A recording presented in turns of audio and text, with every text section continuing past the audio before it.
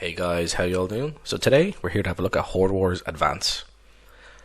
The guys at Blackwall Games kindly sent me out a physical copy of this. This is currently available in the US. I believe it's also available in the UK, and in the coming days and weeks this should be available to get in Canada and throughout the EU. The first time I ever came across Horde Wars was Horde Wars Basic. So this was probably, I think, a year and a half ago or close to, on Black Lodge Games. He talked about Basic. I ended up buying the PDF then, and in the last few months they have come out with Advanced. I recently bought Advanced, and then I ended up talking to the guys at Horde War, at Blackwall Games, and again they sent me out a physical copy of this. So what we're going to do today, we're going to have a review of this. I know the system pretty well. This is actually very simple. Pretty much anyone should be able to pick this up and understand it very easily, especially even new people. So let's get into this. So when it comes to this system, I personally think if you're someone who's coming from 5e, or if you have a bunch of players who are coming from 5e, they will probably love this system. It's going to be about mass combat as well. You can do small dungeons, small adventures, all the way up to taking over kingdoms and deposing kings and rulers. Here in the introduction it talks about how many players you're going to need, 2 to 6 and 1 game master. So you can easily play this with 3 people with no problem. Your characters are going to be pretty powerful from the get-go. You're going to start off with 18 hit points minimum, plus your fitness bonus, and that's going to be one of your attributes. You're going to have attribute checks. Again, everything's going to be done on the D12, and most checks are going to be between 6 and 16, like it says here. You can gain circumstantial bonus. This can also be a positive or a negative for you, depending on how the DM or GM feels like it should be done. And also, of course, if anything is impossible, the DM should let the player know if they think it's going to be pretty much impossible for them to do. And the core rules of this book is 11-12 pages long. It's like 11 and a half pages. It's fairly short. It's all straight to the point, what everything does, how you go about doing things. Pretty much everything is going to be done through attribute checks.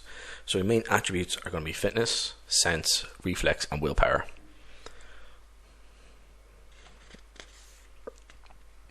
You can see you have rules for drowning, suffocation, jumping, and falling rules. Again, everything is going to be done through D12, which is really handy, at least on combat and checks. Obviously, you're going to have encounter charts and stuff like that. You're going to be rolling D20s and stuff. So, yeah, that's pretty normal.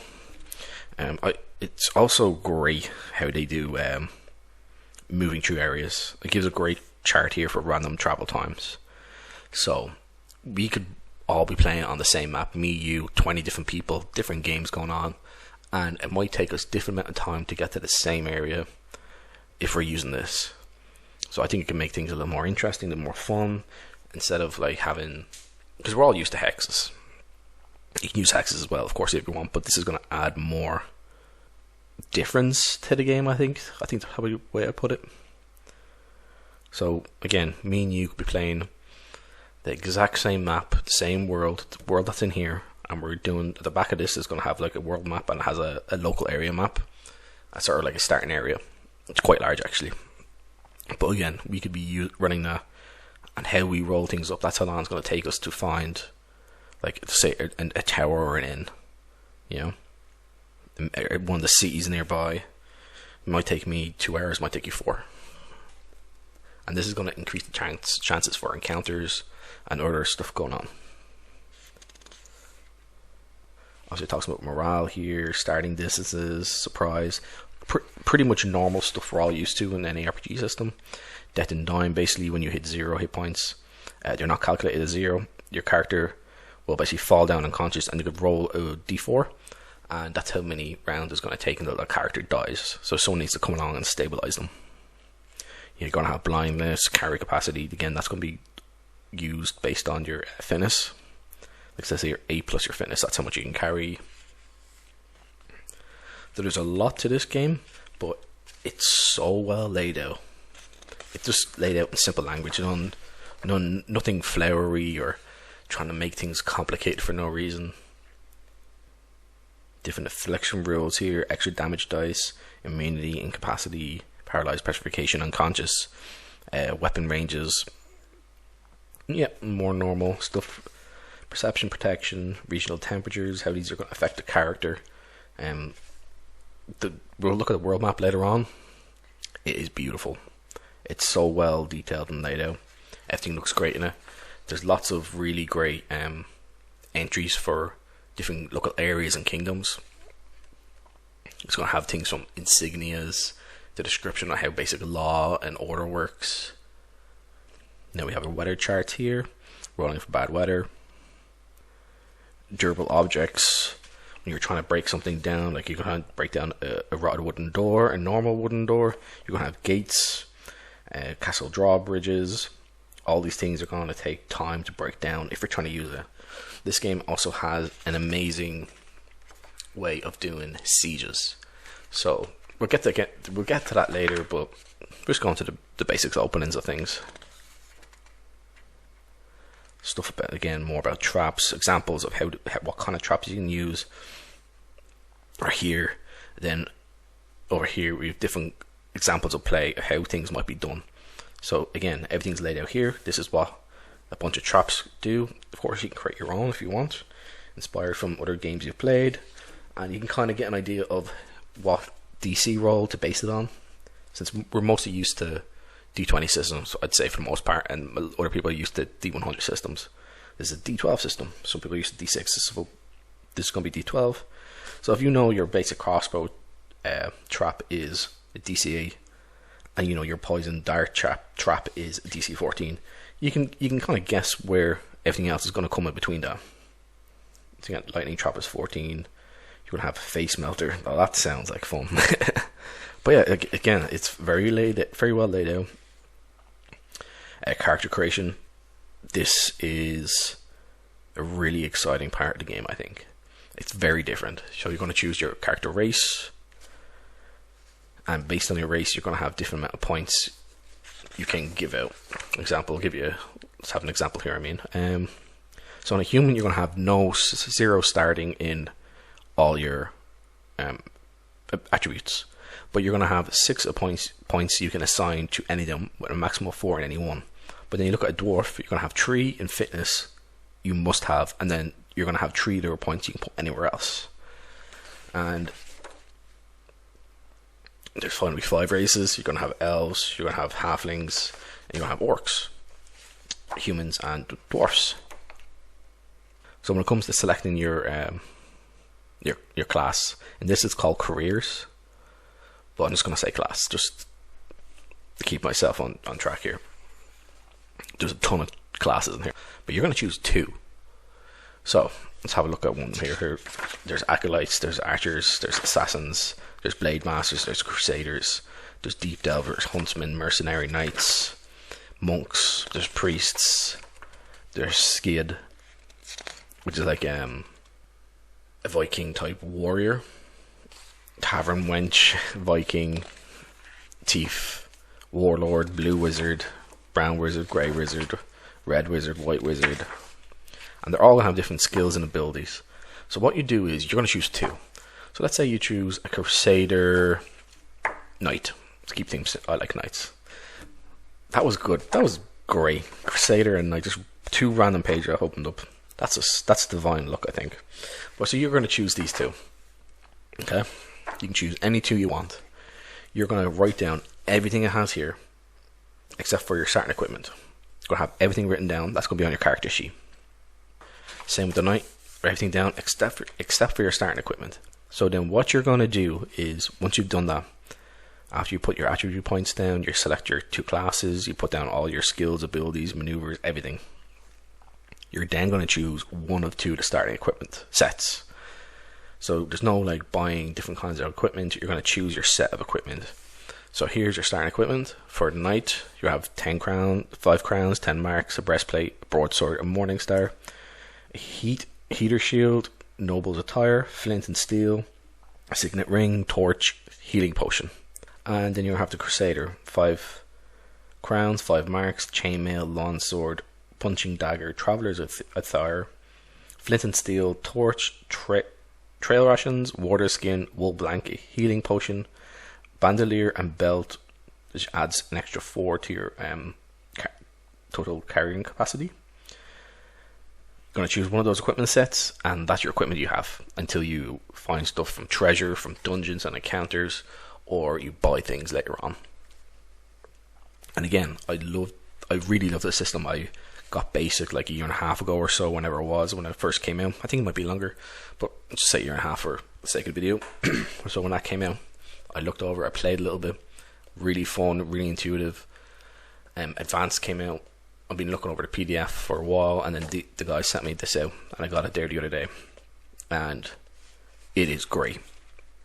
So you can start off the game where like you're going to be going after it's like orcs attacking a farm or something like that, and then eventually you're going to end up in a crusade against another country's rulers, their kings, whatever the case might be, a noble, and you're going to try and take them out. You're going to go into their castle, but then you have to break it in. You have to break into their castle.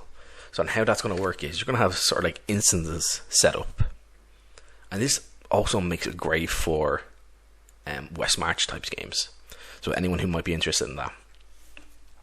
So you could have different teams of different people come along.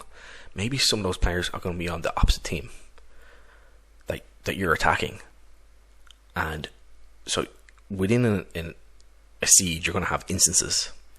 So say maybe me and my party, we're going to be at the instance outside the gate trying to break in, and then another party is at another point trying to sneak in through like thing that goes around a castle full of water, trying to sneak in that way, climb over the walls and open up a gate somewhere to let more people in, while the other team is trying to defend the castle, trying to defend the stronghold. I think it's really cool. Lots of fun.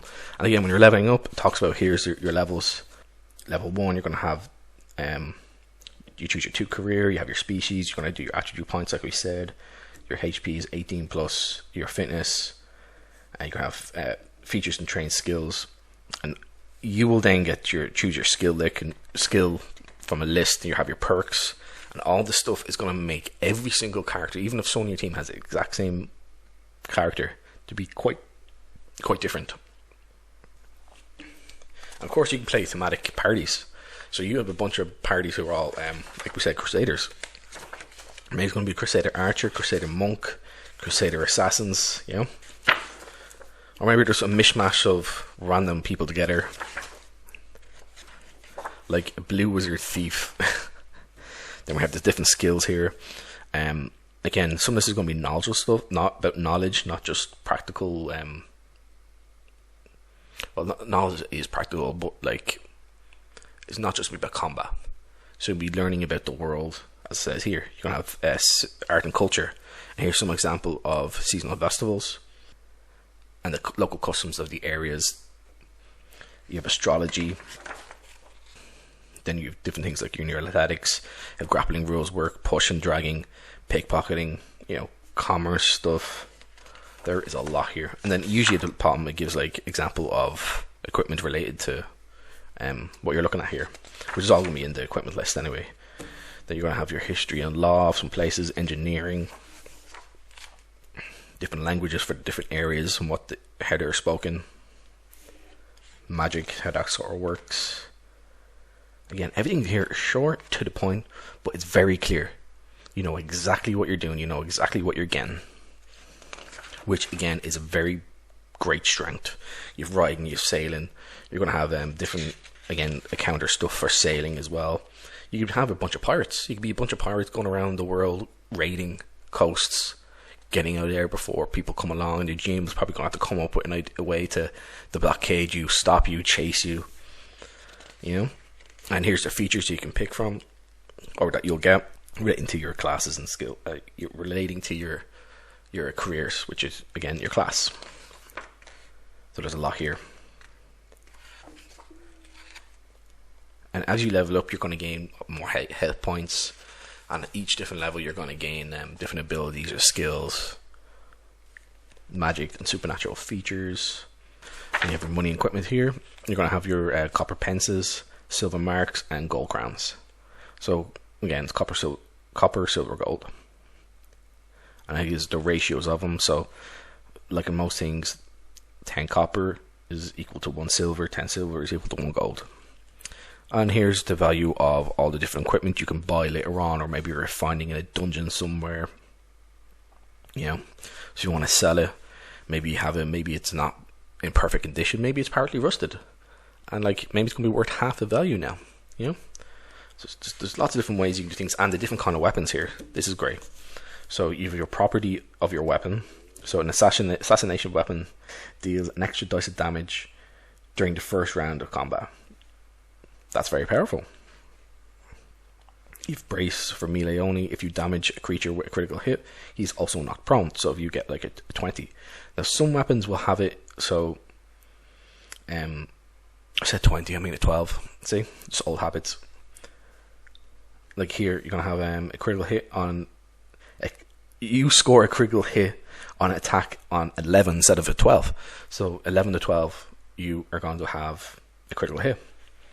So that means you're going to do double damage. That's great, but if you also have a skill where you're trained in it, you could do an extra dice of damage with each attack, plus a critical hit. You're going to do another dice of damage. So you're going to do like 3 dice of damage at least.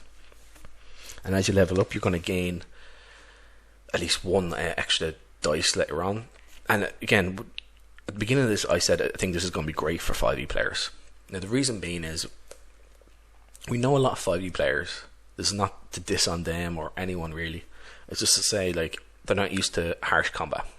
The combat in here is harsh, but you're not going to feel like you're getting screwed over. Because when you play old school games, you know, again, anyone who's been watching my channel, you know I love Shadow Dark. It's very old school inspired. You can be up against one orc in a dungeon and that orc kills you if you roll badly. Like that orc is going to kill you. But in this, you're going to be doing larger scale battles. So maybe you have 4 players. You could be fighting up to 40 characters or 40 NPCs at once. So if you get swarmed by 10 guys around you or 8 guys, you're not going to feel like you got screwed over in terms of the game because you got surrounded by 8 guys and they all stabbed you, you know, or smashed your head in. You're not going to feel bad. You'll be like, okay, yeah, I got in a bad situation. This is my fault. You know, you're going to feel like, okay, yeah. But again, if that was someone who's not used to that sort of combat, and you were playing something like Shadow Dark or AD&D, you could get easily taken out by one character, one NPC, you know. So yeah, and a huge weapon list, different prices. They're going to have different ability to do slashing damage, blunt damage, piercing. And the properties they have: assassination, penetration, stunning. The different ranges, short and long. So at first it looks like, oh, it's a slashing weapon. It's one-handed and it costs this much. But then you're like, oh, but a property, okay, it's a heavy weapon. Let's look at the heavy weapons. What do heavy weapons do? If you score a critical hit with a heavy weapon, you roll an extra dice of damage. Okay, that's very powerful. Now you have the skill with that type of weapon, like a two-handed skill or whatever the case might be, depending on the attributes assigned to it. You can then do another dice of damage. But then you're also leveled up to a certain point, you do another dice of damage on top of that. You know? So, again, you have a compounding effect. Also, if you're doing larger scale battles, you might want to... You can reduce the amount of hit points that some of the enemies are going to have that are going to be different in the book. It's just sort of like a way of doing mass combat without it really hammering the players. So you could have, like, you know, 100 NPCs, you have 5-6 players. You can have them all at like 1 or 2 hit points. You know, that's something you could also do, which I know people do. I've talked to 1 or 2 people, and I think actually the Blackwall talked about this ages ago on a podcast with Blackwall James, I think, or that might have been the guys at Black Lodge Games who talked about doing that. I think it might be them. But anyway, improvised weapon charts. You have your utensil, you got your fork. There's 1d6 piercing. That's pretty good. You have your campfire. You say you're grappling somebody. You grab them. You sweep their leg. You smash their face into the fire. Well, they are now going to take 2d6 fire damage per round. So if you knock them out and they're in that, they're just going to be roasting away.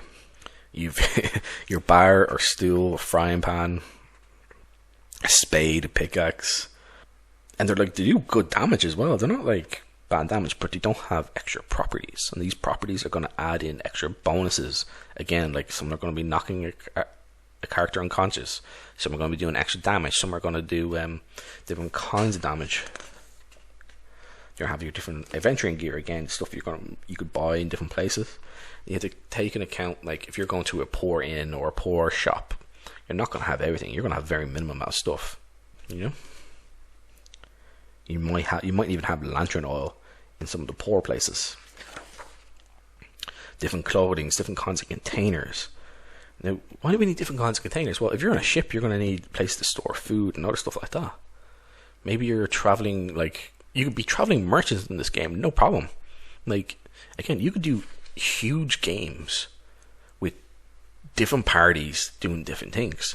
You could have a mercenary party going around offering their services to countries or lords. You could have a trading group.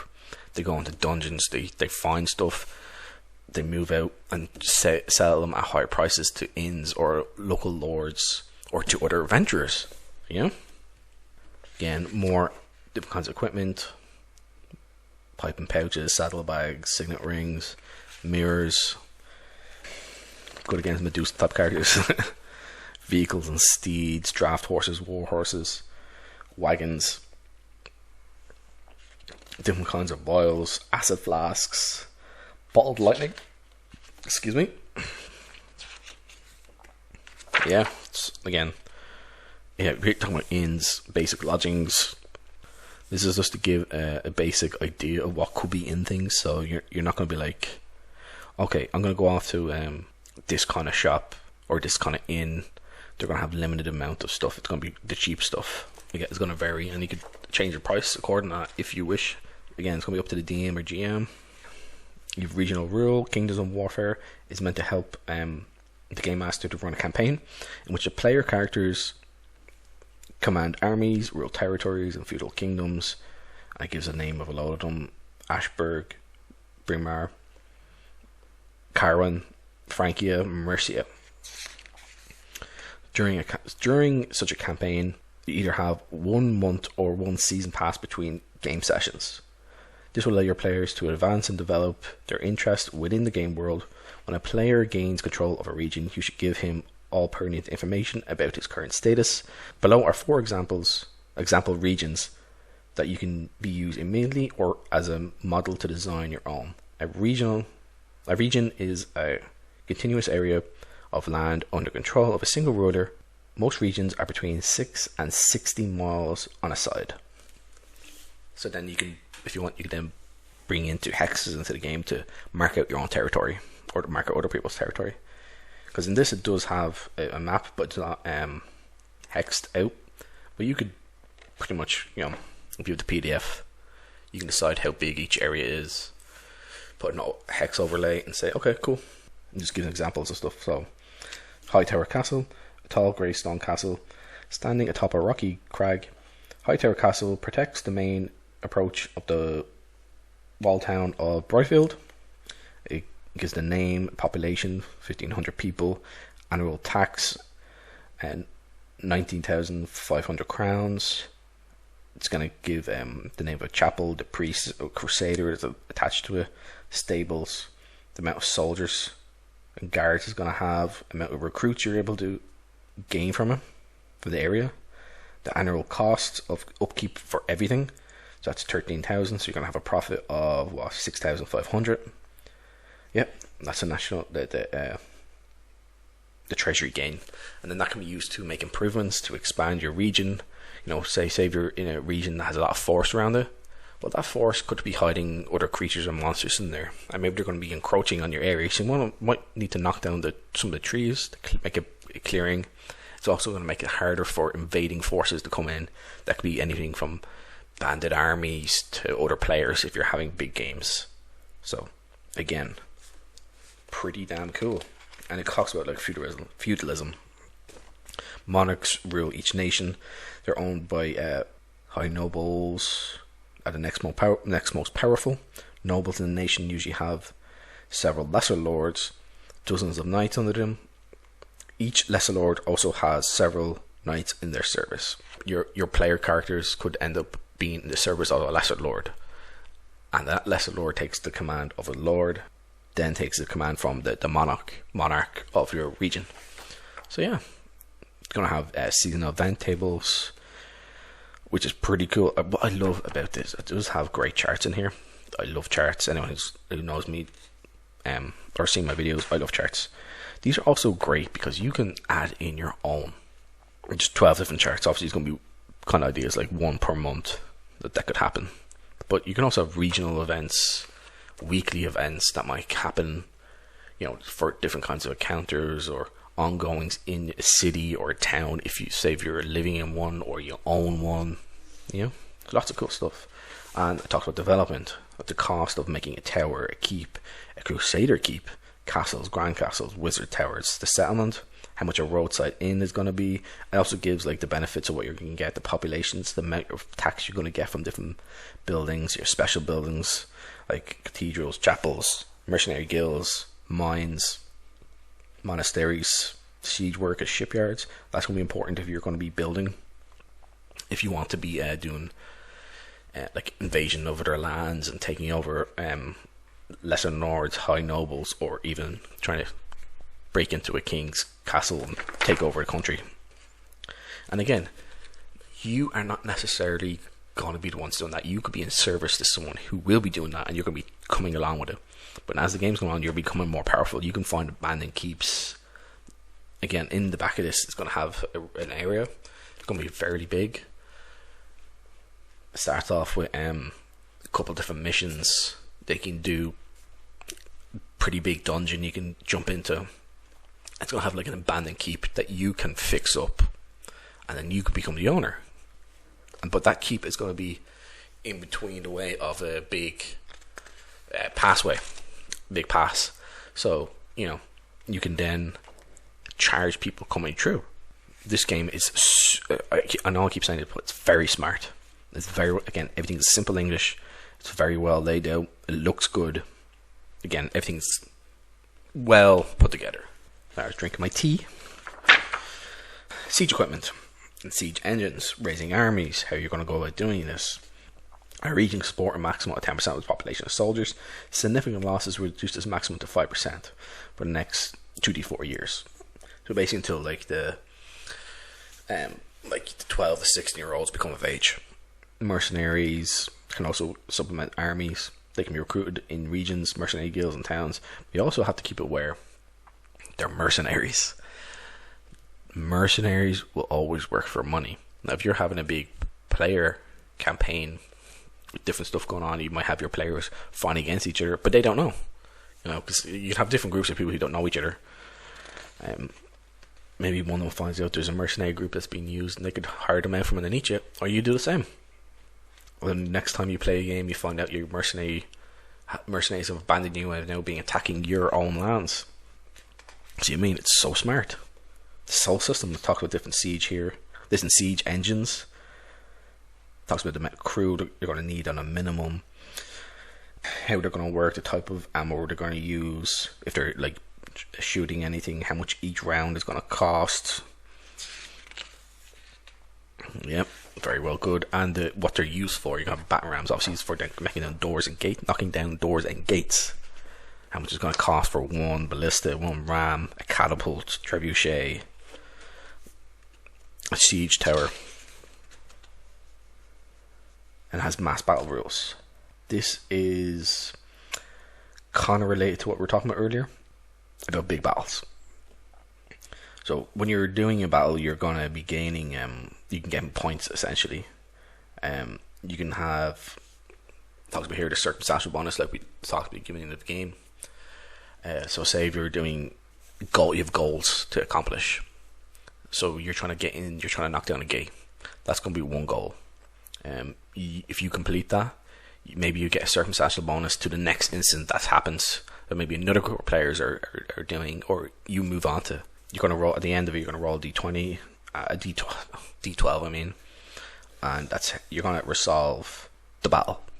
Just because you break into an area and you do a lot of damage doesn't mean you're going to win. Because in the real world, when you're attacking an enemy fortified position, the attackers generally lose a huge amount of their troops. The attackers are probably going to need at least 3-to-1 troops. At least that's based on modern war convention, 3-to-1. And it gives examples of an example of play, how you can go about doing things. There's a chart you can do. And again, if you do something in a positive way, you can gain extra points, like a circumstantial bonus. There's lots of great stuff in here. I talked about nautical adventures. So when we talk about being a pirate, you could be a pirate. Pirate force going around being nuisances. You could reenact Pirates of the Caribbean. Seafaring travel encounters, bad weather. It's going to be different. A lot. You see some games, they don't actually have different weather charts. Seafaring counting tables, rivers, shallows, and deep waters. I think this is again, the charts they have in here are great. Of course, you can make your own as well, but like charts in a game is always use them as a starting for anything. If you ever want to add your own stuff, use these for a while, and then be like, okay, I want to add. I'm in a different region now. Maybe I'm in a warmer region. You're not going to have certain animals or creatures or monsters in there, Or if you're in a swampy region, you might have different monsters. Like you might have whites that you might necessarily have in a dry area. And it talks about how to be a game master, great opportunities for epic play. Need to be fair, of course. Not trying to screw over your players for no reason. If something is impossible, let them know it's impossible. Or if it's going to be very difficult, say this is going to be pretty damn hard. Basically, don't be a dick. And this is something I like, the moral imperative. If you want interesting stories that engage your players, be sure to use the fact that they are real people who understand right and wrong. Evil things like cannibalism, murder, and slavery and witchcraft. Identify enemies who should be opposed. Your players should feel good about defeating and destroying those evil forces. Just kind of common sense stuff here. Of course, you could be from a region if you're playing that's like they have slavery, or you could be pirates. You could be slavers. And talks about NPCs, different personalities they might have. This is going to be something for the DM or GM to how they can play a character if they want to do that, or just describe how they act or behave if you don't want to do I am Sir Ganon. You don't do any of that sort of stuff. And immersion plots. To make the game feel alive, create immersion stories. You narrow each plot point or starting attitude down to 3 possibilities.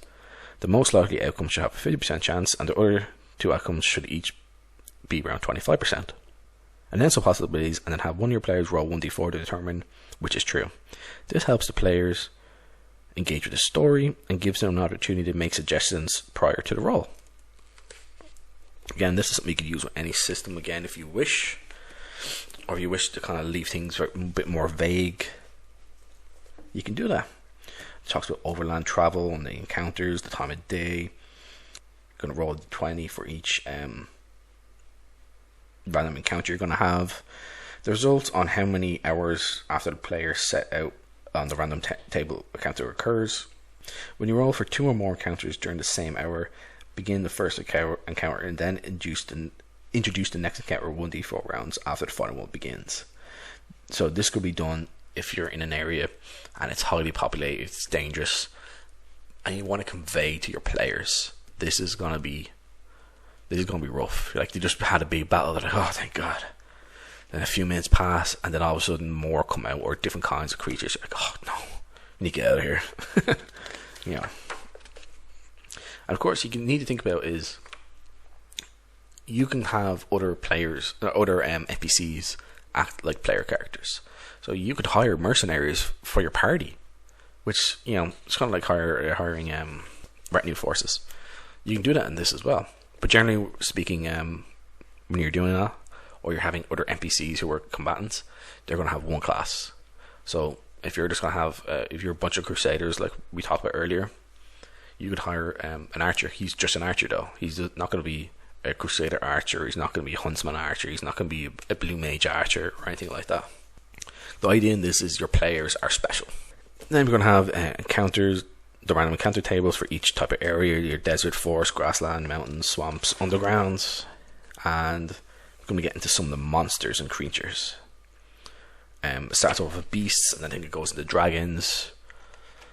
And I think there's over 200 different kinds of creatures and monsters. Giant crabs. You have different dinosaurs area. You have dinosaurs, raptors, acid spitters, stegosaurus, triceratops, saber-tooth tiger. You have dogs, elephants, war elephants, different kinds of fishes, different kinds of game. So like again, your characters need to eat. This is another way to do things. You don't always have to be buying stuff. Your characters, they need to live, so have them eat, have them make traps, maybe a trap set up, and then you find a beast that's trapped in it, it can't move, it's panicking, it's bleeding out, you can finish it off.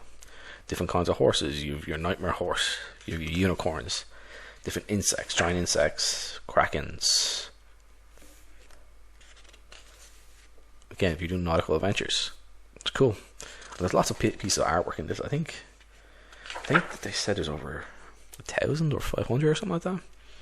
A lot of different lots of little vignettes.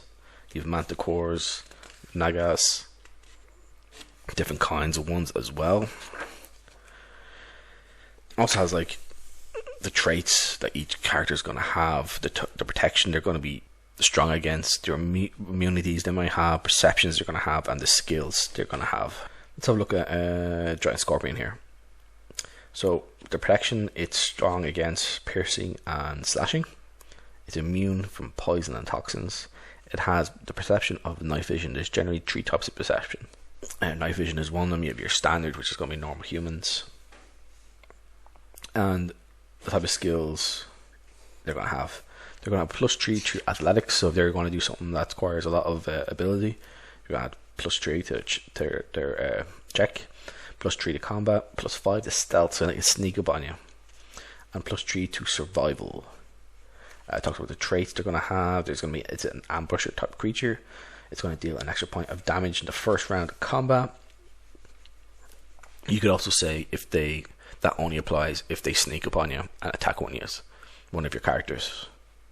Of course, you don't need to do that, but if you want to make things maybe a little easier in your players, or maybe try and play to the idea of it being an ambusher and you're getting basically you being surprised. Stone Blend has basically an illusion. Whenever you stay still for at least a minute, you are indistinguishable from different rock formations. So you can assume it sort of shells up into like a ball, and it looks like some sort of stone. The different kind of maneuvers they're going to be able to do. It's going to have a scorpion tail, a natural weapon, infliction from poison, make an attack against a target within 2 combat spaces, because its tail is going to be like a long weapon. It's going to be like a spear or a polearm. 2d8 toxic damage. If you damage a creature with a critical hit, he gains levels of affliction. So that's going to be earlier in the book, different kinds of affliction you can gain, like you become paralyzed, you become poisoned, stuff like that. And other actions it has, its claws are a natural weapon, 2d6 slashing damage. You score a critical hit, you score a critical hit on 11 or 12. So things are very well detailed, and they don't take up a ton of room. As you can see, everything in this book is to the point.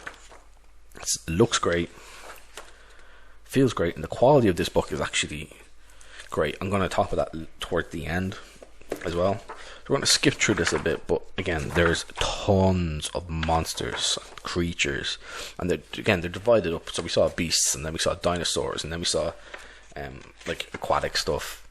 So we had fishes and squids. Then you have other beasts and monsters. You're going to have horrors towards the end as well.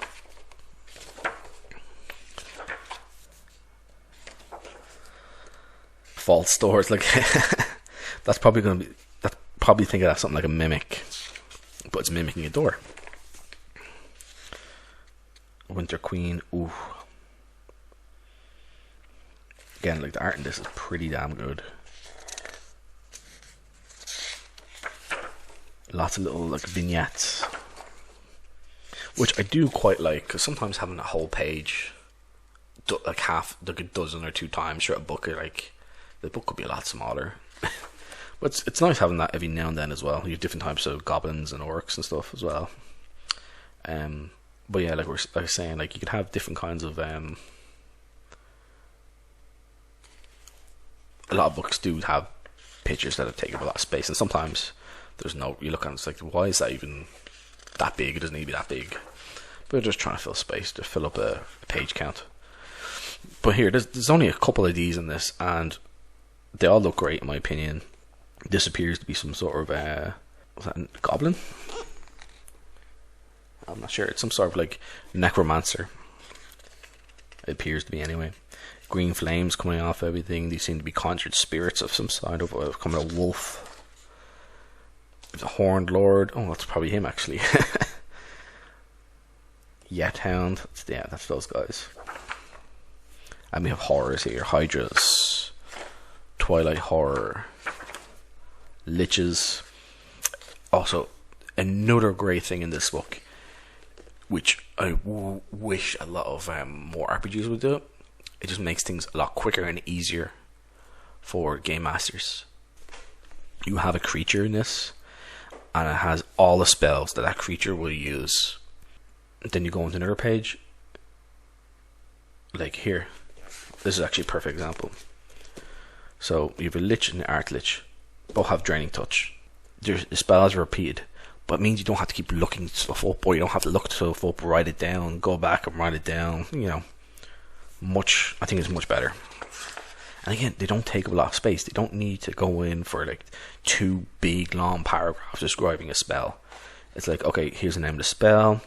This is, here's the name of a spell or ability. In this case, a spell. This is magical. How many attacks you're going to do. This is the amount of damage it does. The kind of damage. This is the kind of effect it's going to have on the characters if it's a successful hit, and on a critical hit, this is what it does as well. You know, that's done in like not even 2.5 short lines in a half-page column. You know, like straight to the point. Another game that would be like 2 paragraphs or a paragraph and a half here. You know, to say the exact same thing as that one spell. So again, I am so happy the guys sent me this out, and I'm very grateful for it. I do prefer physical books, and this is just, I feel exceptionally lucky. Like, my channel is fairly new. I've only done a little over 2 months, literally. The people are viewing my content. I'm still shocked that people even want to watch. I was thinking, if I had like 10 people watching regularly, I'd be happy. But I'm like, I have, you know, most of my videos have a few hundred views. So again, thank you to everyone who's watching. It's a big help, and it's really encouraging that people are like what I'm saying or thinking, or put their content I'm putting out, they find it relevant to what they want or they'd like. So that's pretty cool. And a different kind of NPCs as well. Now you could just grab these and use these for combat as well, not just as, like, they basically are monsters. But again, you could hire dwarf guard. Maybe, like we talked about, you could be a traveling merchant. You could hire some bodyguards. You want to have a dwarf guard? There you go. You have 2 dwarf guards along with you when you're trading. Different kinds of halflings, dwarfs, elves, orcs, humans, different kinds of barbarians, sorcerers. And these are just very good templates as well. I like this guy here. He's very Celtic, like Scottish Celtic or Pick or something like that. Looks cool. You could use these templates, NPCs that you want to have with you, that you could pick up and hire if you don't want to do like a sort of character creation sort of thing and choose one class. Just grab one of these guys, and that's what you're going to do. The hit points are set, and that's it. different kinds of soldiers, human mercenaries, human knights and crusaders, dark crusader, tournament knights, champion. Because again, you have to think, like, not everything has to be about non-stop combat in games, and this is something this game also does really well. We talked about like art and culture, and again, we're going to be more into the actual regions. We'll have a look at one or two of them just so you get an idea. And it talks about seasonal events. You could have jousting events, combat tournaments, which are going to be part of displays for knights, or maybe people who are trying to become knights. You can have that in the game as well. Maybe you want one of your characters from your party to try and become a knight or a lord or a liege. That's another way you can do it, instead of being like you completed a mission somewhere. Maybe you get invited to something because of a task you've done. Instead of just being given knighthood, you then need to prove yourself again against other equally qualified people. Yeah, there's lots of stuff in this, and there's literally no reason in this game why you cannot just say, you know, you are a farmer whose land got taken over, and you're now fighting back over the last few years, and you become competent, and you just happen to have a natural talent for it, but you just want to end up going back home to farm your land and live peacefully. You can do that as well. You could say that be one of your characters in a party's goal, is to clear an area so you can go back home and live a normal life, and that character can retire. There's no reason why you can't do that. And the treasure, I know D and Blackwall has talked about when you're doing treasure charts and treasure table rolls, have the player roll. So if they roll bad, they don't feel like they got screwed over after save. They got they roll for pouches. Okay, you got 2 pouches, and what's in the pouch? Here's 1 D20 stuff that's in a pouch. You could get 25 crowns, 1d6 jewels, and then maybe they got 2 pence as well. But if you roll that, you gave them like 7 pence and 2 pence, they'd be like, what the fuck? I went to this big dungeon and beat this boss character, or beat this like a leader, an orc leader type character champion, and he had nothing on him. What the hell? But if he rolled that, he'd be like, oh, bollocks. You know, that's low difficulty, moderate difficulty, hard difficulty, and then you're going to roll based on that. And you can get magical artifacts as well. Another thing with artifacts is an optional rule in this, for when you get artifacts, you can then use that as a way to level up. So it's a way to have your characters level up quicker. So I think that's each level, I think it costs 10 points to become a new level. Might be more, but I think it's 10. I can't remember top of my head, but we'll just say it's 10 for now, for the sake of the video. And an artifact is going to equal to 2 experience points. So it's going to be a good way if you want to have your faster games to get into the bigger stuff quicker. It's a good way of doing that. Decoration tables, games and musics that's going on, and interior stuff, wool rug and wall hangings, jewelry tables. Whoop. The material they're made out of, the type, decoration. So you could roll like 3d20, and you know, you have a bronze earrings, and has a violet stone inside it. If you want to add magic, you can add magic stuff to it. You know, magic scrolls and rods, what they're going to do. So you can have a scroll of a certain magic ability, and then once you use it, it's then depleted. Rods, I think they also have a certain amount of charges. I think it's charges you use per day. There you go. Rod of invocation. So you can use that twice a day. So it's kind of like having charges, and it replenishes after each 24-hour period. It's simple and to the point. There's nothing overly complex. The rules are very simple, they're easy to understand. The charts for everything here. I give some example artifacts for light armor, heavy armor, books and tomes. But as I was saying, like this, again, I'm very. It's one of the better laid out books. Like it's not like fancy laid out. It's practical.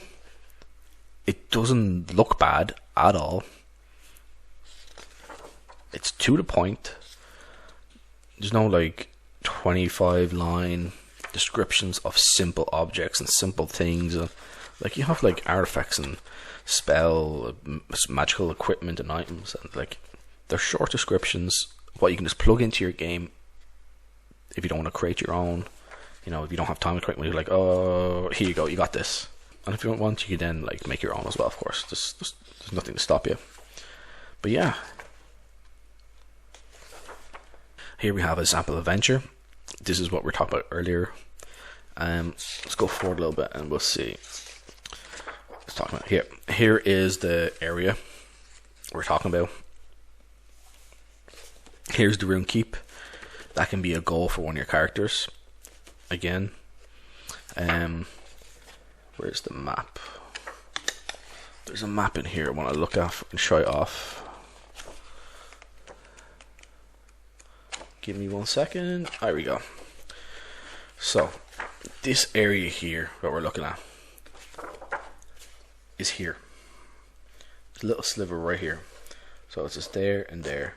Just the bottom of those trees, and just barely touching on the Daedalus, I think that's how you pronounce it, region. Barely touching off it. So you can see it there. Here's some of the trees for the wooded area. And in between. But yeah. So go back here. And here's the starting adventure. As it says here, this is just meant for 4 to 6 player characters of level 1. It should serve as a model to help the game master to design their own adventure. So this talks about different points you can do here. A quiet drink. The game shortly begins after nightfall at the Black Lion Inn in Grimstead. Give your players a few minutes to order some food and drink, get to know the keeper.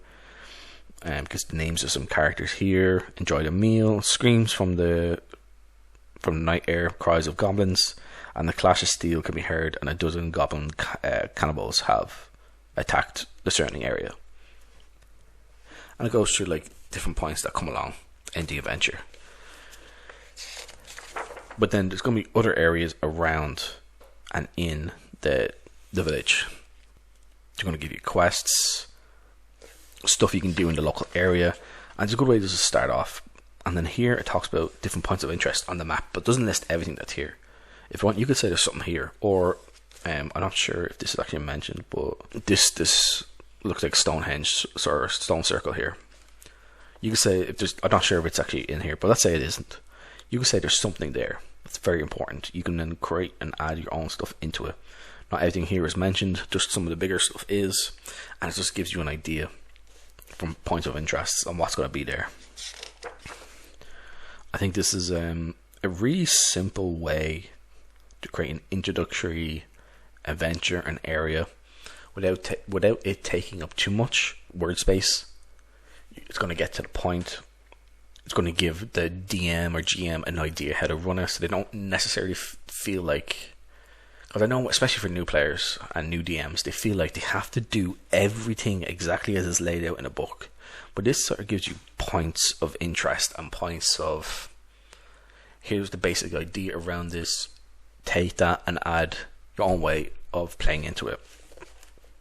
I like that. When I'm playing my Gods of Forbidden North game, I've already changed some stuff early on to make it work for myself for solo play, and to make it work for what we're trying to do.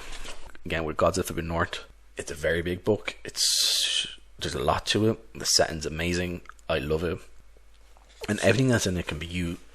It's meant to inspire the DM and players to create an add-on to their own games, which a lot of people, especially when they're new, they're not sure how to do things. But when you lay things out like this, I think that will help. Talks about dungeons here, the towers, mega dungeon, and how to build your own. It gives us simple ideas, how to run things, the main entrances for the cavern of Abaddon, and the own encounter charts for the cavern. So again, remember we had other counter charts, and I said you could create your own, but use the counter charts are in the game. This is sort of has its own encounter charts, and it sort of plays an idea of creating your own charts as well is going to be useful for different kinds of areas. And of course, when you're playing this cavern as a mega dungeon, you can also add your own areas into it. You can expand it. You can make it much bigger than it is. Maybe you come back weeks later or months later. You've let's go back here. Maybe your characters have set up the rune keep. They're in the middle of rebuilding it, and all of a sudden they hear word that the dungeon is now come back open. They're like, what? And they go to it and find deep in the dungeon it's been expanded. There's some sort of cave in, and there's more going on. So it's much bigger than you originally thought. You can add more big bad stuff, you know. You can add your sort of liches and necromancers in there if you wanted to. And it talks about the setting of the game. It talks about the different crusades, of what they were, who they were done by. And again, each region is going to have their own history, their own law, their own culture, and how they do things. And it's going to talk about more of that now. Again, the art here looks great, the map. And there, so the cultures. We go look at Assenberg. So the principal of Assenberg is a mountain city-state nestled in the middle of the Craghorn Mountains. It controls trade routes to Bridgemar, Francia, and Mercia. Several keeps guard the mountain pass, while the city itself is protected by a pair of grand castles. The Principality of Assenberg is ruled by Prince Frederick von Richter, with several lesser lords directly under him. The Principality of Assenberg was once part of Brimar until it broke away in a war for independence 3 centuries ago. So it talks about the human organization, some of the names of the noble houses, its exports, gold and ale, type of soldiers specialize in. So if you're invading here or you're going there, you're going to have more of pikemen than any other kind. Or at least that's going to be like their forte. The culture, the trade, the chivalry, border taxes. So when you're coming in, you must pay 1 crown passing along the border. Tax evasion will land you a 1d4 imprisonment, 1d4 months imprisonment. Male preference. So property and titles pass on to the male line first. A female can inherit if she has no surviving brothers. So that's kind of going along similar to the French way of doing things, because I know in England centuries ago pretty much only males could get everything, but in France females could also get the lands and titles as well. So it talks about in the city some of the characters you might come across or you hear about. You have a Chancellor Wilhelm, Burstmeiger Hanman, and it gives you an idea of a quest you could run. So some cool stuff like that. So Gottengard Castle, who's the king of it, Frederick von Richtard. You need your princes, another quest you do. The Rimfrost Pass. It's all related to Assenberg. Just gives you an idea on how you can play each region or each area. So your players can decide, I want to start off in CR1. You know? Francia, Mercia. Obviously Mercia is a reference to one of the old kingdoms of England, because England used to be split into, I think it's 3 kingdoms, and Mercia was one of them. Northumbria was another, and I can't remember the third. Lost at the top of my head. Valheim. And yes, it is Valheim. That's not a mistake. Some people are asking if that's a mistake, and it is not. And again, it has some special characters here at the end. Ancient Vampire Lord gives a name, but yeah, and it has sample player characters. So if you don't want to create a new character from the get-go, you want to just jump into the game, you can just copy stuff down from this, or if you have the PDF, you know, print it off from that. Yeah, I think this is pretty damn good. Again, I'm just going to top of the quality, and there's the sample character sheet. There you go. It's pretty damn good. And the back art. Nice dragon. Ooh. And that's Blackwall Games where you can get this. Of course, as always, I will leave a link in the description where you can get this. I think this is definitely one of the better RPG games out there. This is great for both new players and people who've been playing for decades and want something different. Again, you can be playing a simple game of like where you're trying to defend a local region, all the way up to becoming a ruler of an entire empire. You could potentially take over several countries. If that's your goal, try and do like the Holy Roman Empire type thing. But yeah, this game is great. I had the PDF of that.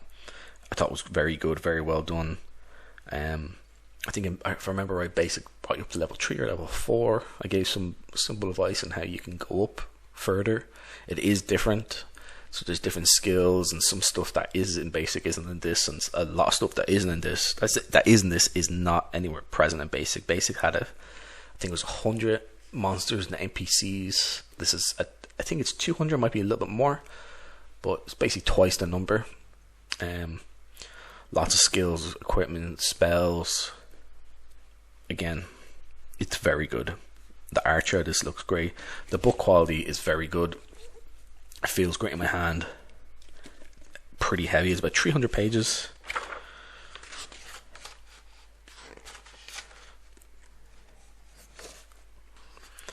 So yeah, more than 300 pages. Just over 300 pages. It's pretty much everything covered in you want. Again, you just want to do small scale stuff or large scale stuff, you can do that pretty easy. You have many different parties playing in different parts of the world, or even in the same region. They may never come across each other, or when they do, they have big battles. Like one side could lose, or maybe you have like kind of a draw and no one really wins, or someone gets absolutely just destroyed, and they will never know if they're facing another player character or another player force. And then you could tell them like, oh yeah, by the way, remember that? Yeah, that was so-and-so's who I also play with. But yeah, guys, I'll leave in the description and in the comment where you can find this. This is on Blackwall Games' own website, PDF and the print copy. They do have PDFs on ttrpg, but I would suggest you go directly to Blackwall Games. They're a very small publisher and just getting started basically. So please go to their website and order from them. Even if you're getting the PDF, get it from them. You want to give these guys the maximum money you can they can get, because you get from drive-thru, a good portion of that goes to drive-thru. Again, I love drive-thru. I have affiliate links with them, as you all know. I had the same with Sacrifice. I talked about people, you can get it from their own website, or you can get on drive-thru. Try and support these small publishers and people coming up. I think it's the best possible way to do things, because you don't want the same stale old creators out there like the big boys. We all know who they are and how they've kind of just gone downhill.